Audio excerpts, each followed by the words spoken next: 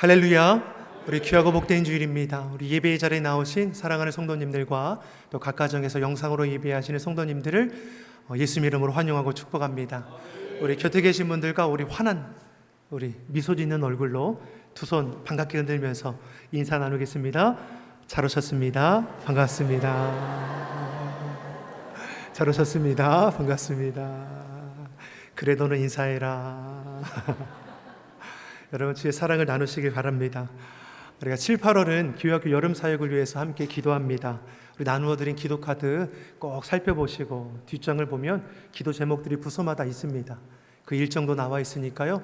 일정과 또 기도 제목 가운데 함께 참여해 주셔서 우리의 자녀들이 이 여름 성경학교 여름 수련회를 통해서 뜨겁게 예수님을 체험할 뿐만 아니라 주님 안에서 꿈을 꾸고 또 그 꿈을 이뤄나갈 수 있도록 우리 자녀들을 위해서 마음 모아 기도해 주시면 큰 은혜가 되겠습니다.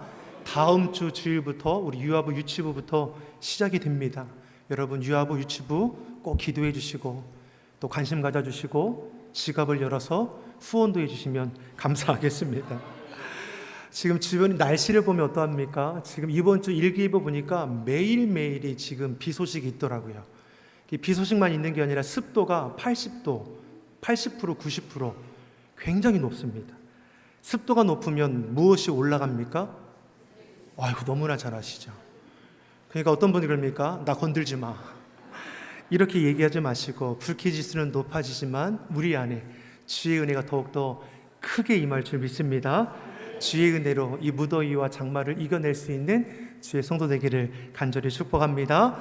우리 그 마음으로 우리 곁에 계신 분들과 다시 한번 이렇게 고백하겠습니다. 주의 은혜가 더 큽니다. 아멘이시죠? 무더위도 주의 은혜로 이기시는 우리 주의 성도 될 줄 믿습니다.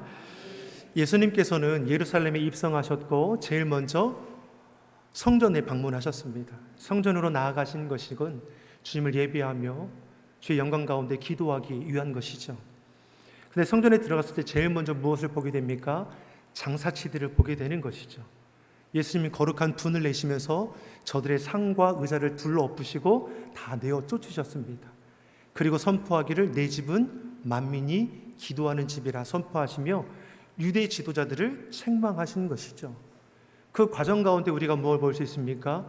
잎만 무성하고 열매가 없는 무화과 나무, 바로 유대 지도자임을 꼭 집어서 가르치신 것이죠.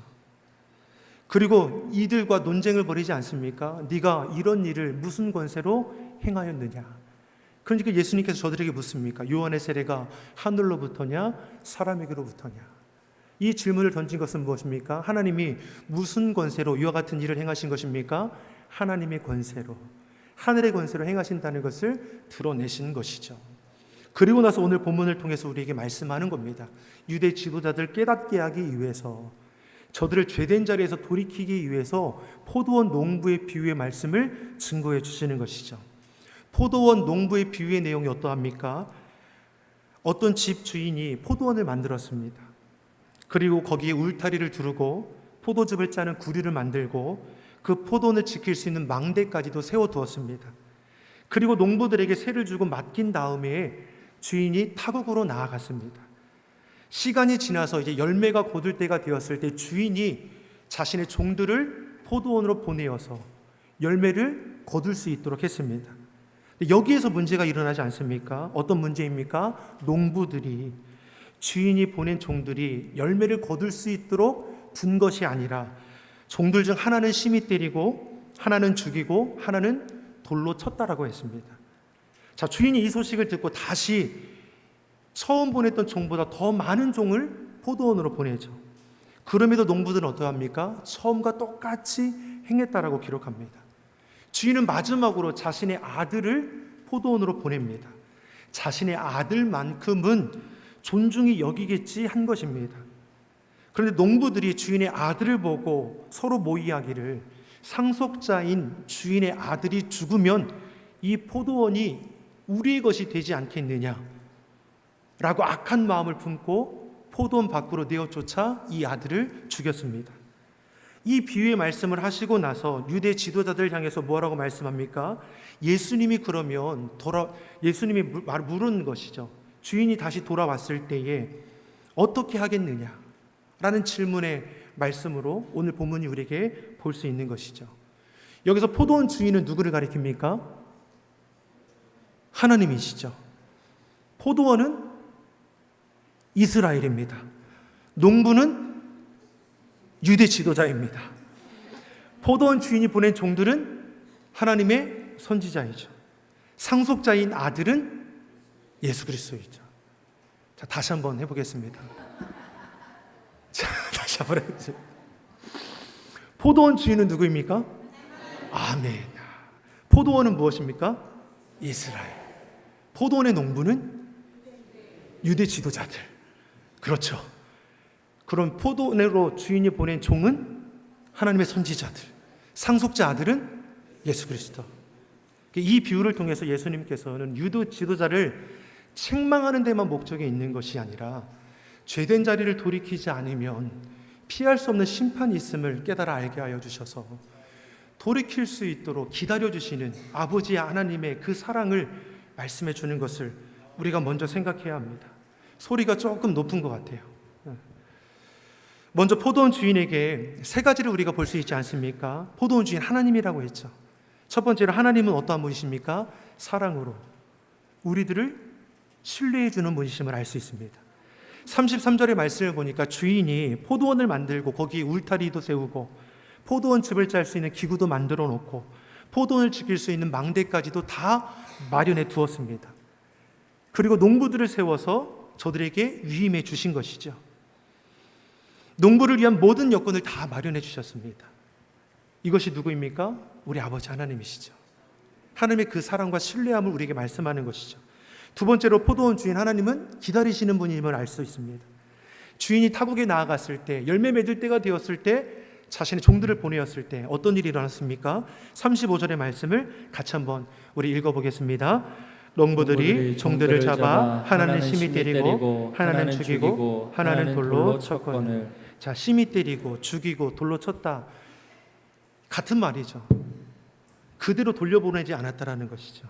참으로 기가 막힐 일이죠. 주인이 맡겨주셨습니다. 근데 무엇입니까? 농부들이 자신들이 주인 행세를 하고 있는 것이죠. 모든 여건을 다 마련해 두었음에도 불구하고 주인의 베푸신 그 은혜와 사랑은 잊어버리고 자신의 것처럼 행했다라는 것이죠. 자, 그러면 이때 주인이 어떻게 합니까? 이어서 36절의 말씀을 같이 한번 보겠습니다. 다시 다른 종들을 처음보다 많이 보내니 저희에게도 그렇게 하였는지라. 자, 범죄했다라고 즉시로 심판합니까? 그렇지 않죠. 기다려주시는 것을 볼 수 있습니다. 다시 자신들의 종을 보내었습니다. 이때라도 깨닫고 돌이키기를 바라시는 것이죠. 근데 포도원 농부는 어떻게 합니까? 처음처럼 똑같이 죽이고 돌로 치고 하는 것이죠. 자, 그러면 이것으로 심판하십니까? 다시 한번 또 기다리시는 아버지 하나님의 그 긍휼의 마음을 우리가 볼 수 있습니다. 37절, 38절 두 절의 말씀 우리 같이 보겠습니다.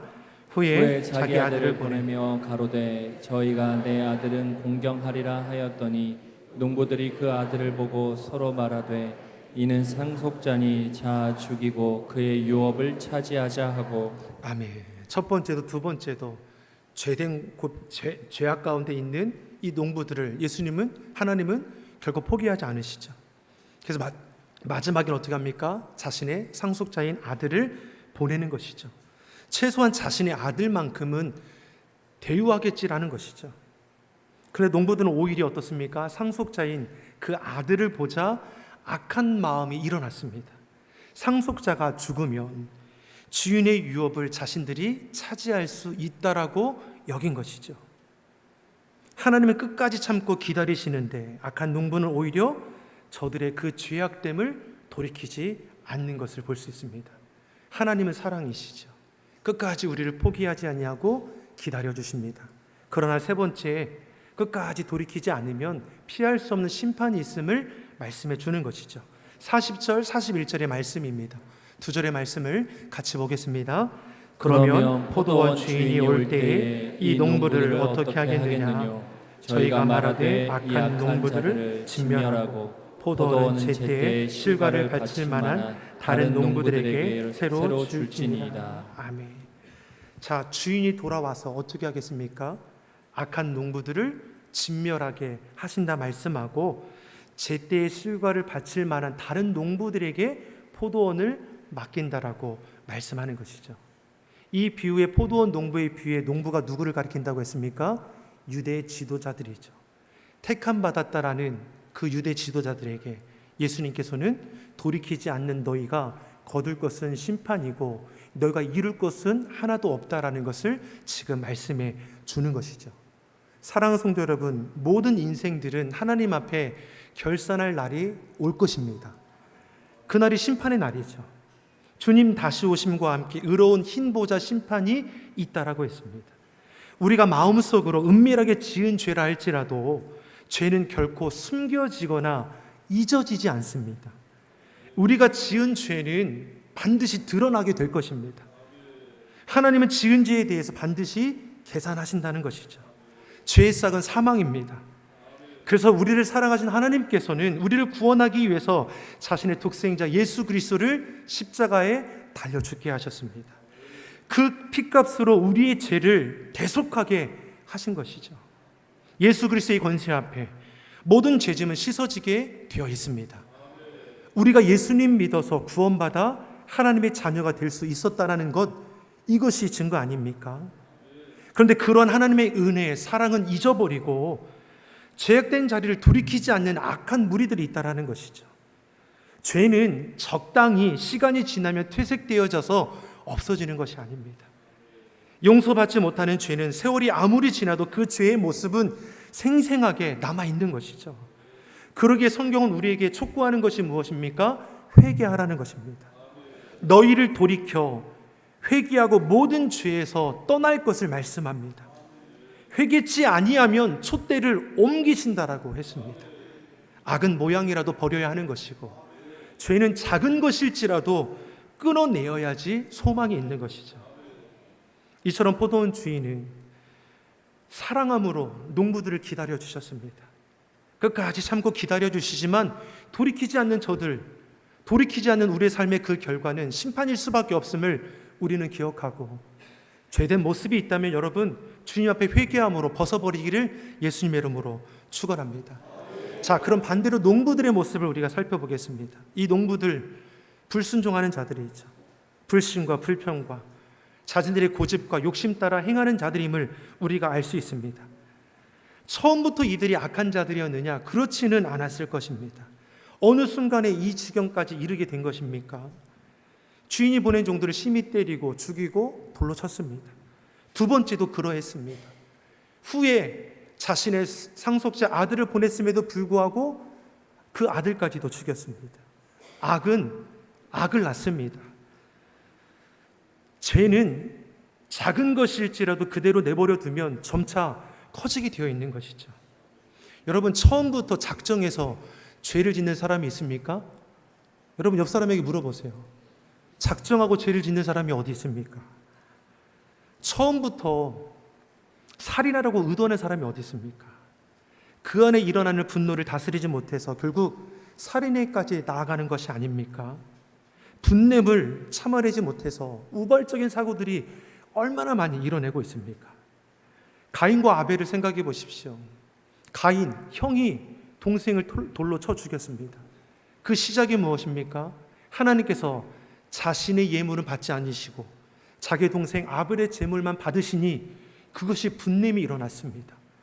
하나님께서 그 분함을 다스리라 했음에도 불구하고 다스리지 못하니까 그 분함에 사로잡혀서 들에서 동생을 쳐 죽이게 되는 것이죠.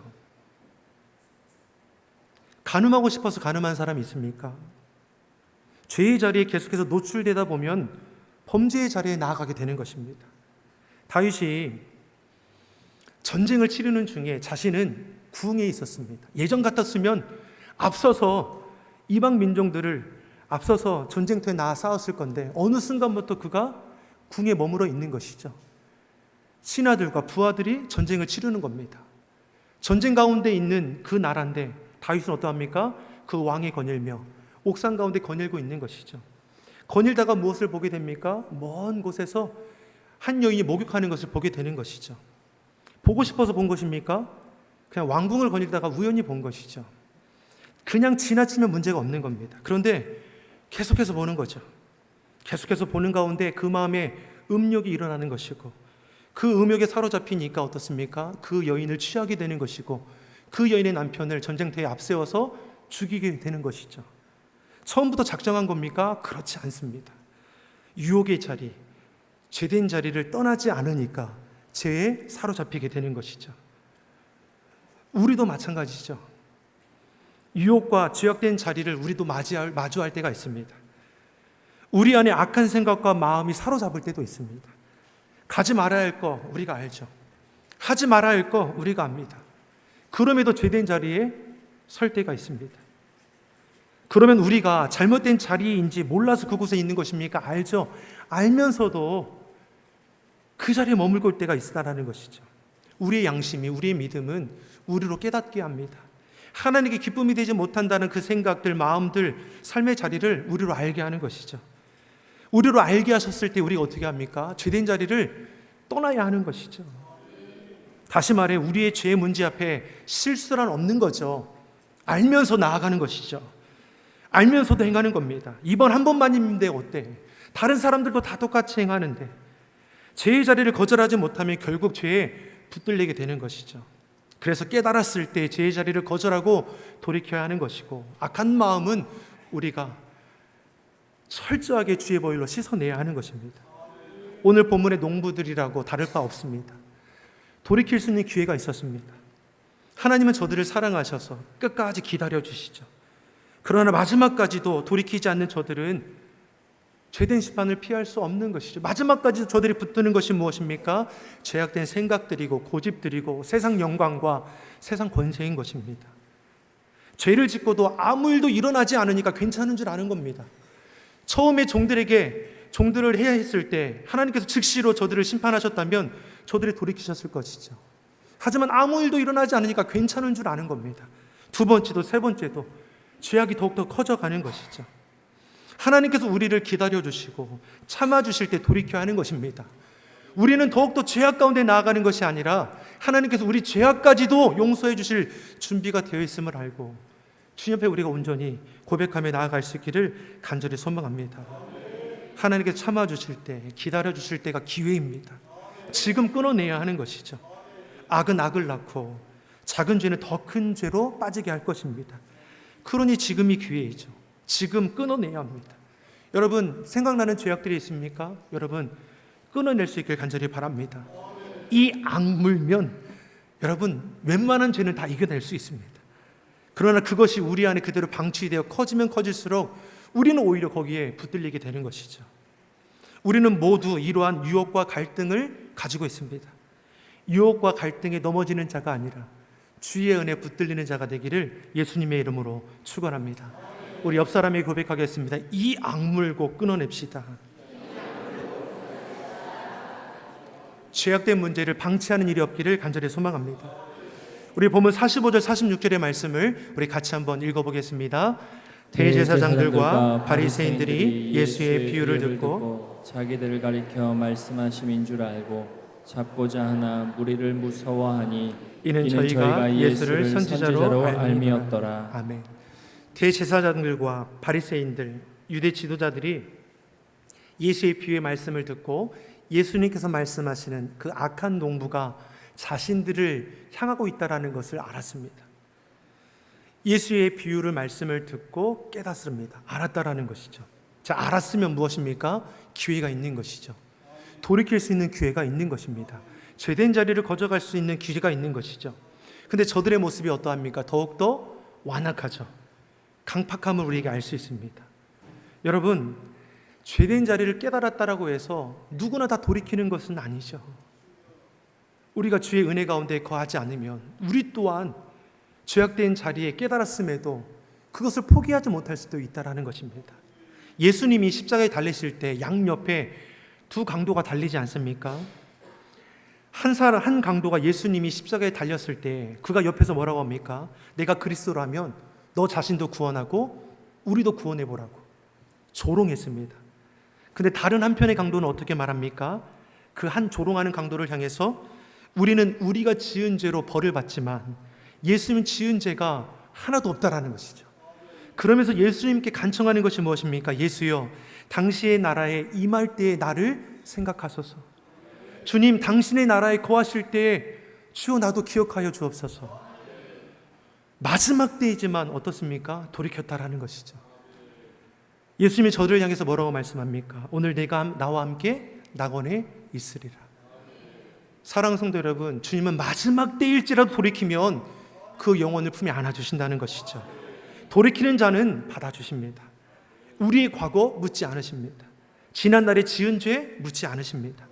그것을 위해서 예수님께서 십자가에 피 흘려 죽으신 것이죠.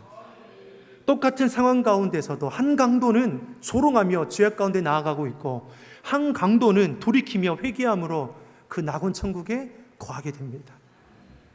다른 한 강도 죽음으로 끝나는 것입니까? 영원히 죽지 않는 지옥 형벌 가운데에 처하게 되는 것이죠. 여러분, 죄는 무서운 결과를 낳습니다. 죄의 삭은 사망이라고 했습니다. 영원히 죽지 않는 지옥 형벌 가운데 우리가 나아가는 것이 아니라 참된 믿음의 가치, 예수 그리스도를 붙들고 소망 가운데 살아갈 수 있기를 간절히 축원합니다. 오늘 본문의 대제사장들, 바리새인들, 서기관들, 백성의 장로들, 유대 지도자들이 구원주 메시아를 알아보지 못하는 것입니까? 알아보죠. 구약에 예언된 말씀이 예수님을 통해서 하나하나 성취되는 것들도 자신들이 보고 들었습니다. 그럼에도 어떻습니까? 세상 권세, 세상 영광에 붙들려 예수님을 거절하는 것이죠.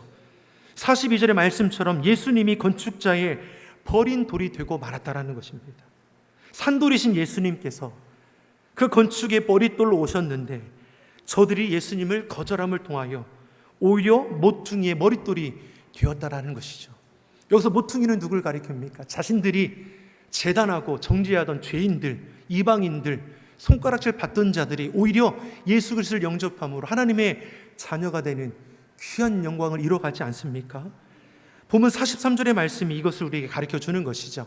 43절의 말씀을 같이 보겠습니다. 그러므로 내가 너희에게 이르노니 하나님의 나라를 너희는 빼앗기고 그 나라의 열매 맺는 백성이 받으리라. 아멘. 이스라엘은 택함 받은 백성이죠. 유대인들은 선민 사상을 가지고 있었습니다. 자신들만이 구원받은 하나님의 백성들이라는 것이죠. 이방인들은 구원에 속할 수가 없습니다. 하지만 예수님께서는 43절에 뭘 말씀합니까? 너희에게 하나님 나라를 빼앗을 것이고 너희가 손가락질하던 자들이 예수님 믿어 열매 맺으니 저들이 그 영광을 거두게 될 거라는 것이죠.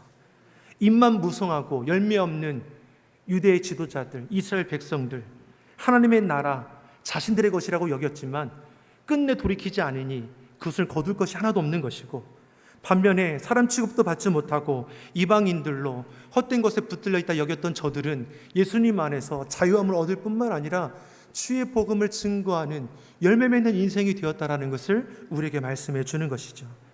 사랑하는 성도 여러분, 유대 지도자들에게 아무리 말씀이 전해지고 비의 말씀이 전해져도 불의한 자들에게 어떻습니까?